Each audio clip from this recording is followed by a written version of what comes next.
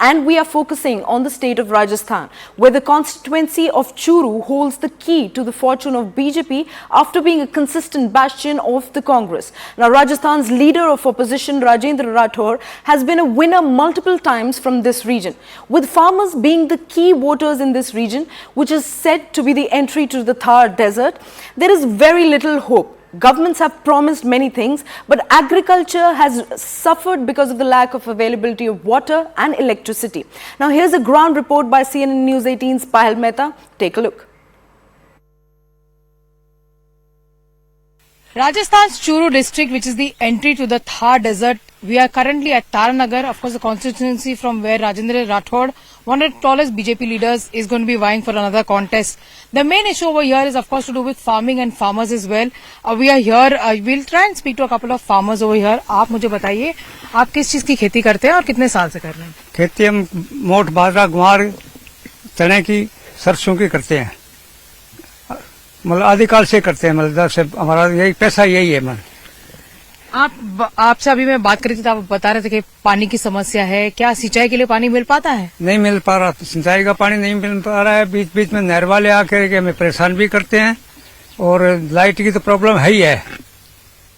तो जो सारी सरकारें वादा करती है कि जल मिलेगा, सब करते हैं, लेकिन काम पूरा कोई नहीं करती, ये जरूर है। तो कैसे चल पा रहा है आपका काम? बस ऐसे राम भरोसे, राज के भरोसे नहीं है, राम के भरोसे चल रहा है। We'll try and also get in a word from somebody else as well. सरकार ने जो राज्य सरकार उन्होंने ऐलान किया कि मुफ्त में बिजली देंगे, उसका क्या फायदा होगा आपको? कुछ फायदा नहीं मिले हमको। मुझको बिजली मिलती नहीं है, कुछ को कब मिलेगी? कितने घंटे आती है बिजली यहाँ पे? 8 घंटा आती है, 8 घंटा। और वो तो घरेलू बिजली की आप बात करें, सिंचाई के लिए बिजली कितने घंटे में? 8 घंटा ही आती है सिंचाई के लिए। तो कैसे करते हैं आप इसमें काम? हैं? काम कैसे करते हैं? लाइट आए से करते हैं, लाइट आ जाते करती नहीं, बैठे रहते हैं ऐसे। हाँ, और डीजल बाल लेना पड़ता है, जनरेटर है, जनरेटर से डीजल बालना पड़ता है। ये उससे खर्च बढ़ता है? हाँ, खर्चा बढ़ता है साहब।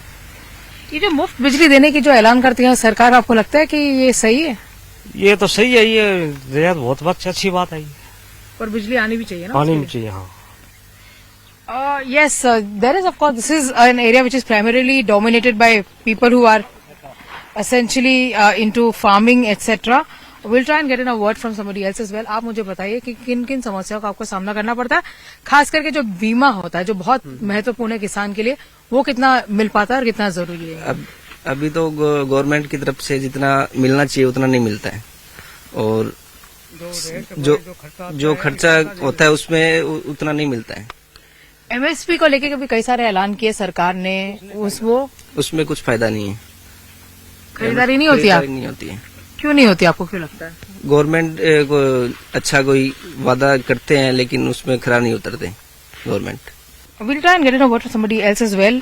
अनाज जो बिक्री को लेके क्या क्या समस्याओं का सामना करना पड़ता है? अनाज बिक्री के लिए जो अनाज हम पैदावार करते हैं वो हमारे बिजली और पानी की समस्या से ना तो पूरी पैदावार हो पाती है, और इतना समस्याओं से इतना जूझना पड़ता है, दिन रात मेहनत करते हैं, लेकिन उससे कोई बेनिफिट नहीं मिल पाता है। लाइट की समस्या, 6 से 8 घंटा लाइट देते हैं, उसमें भी बीच बीच में कटौती हो जाती है।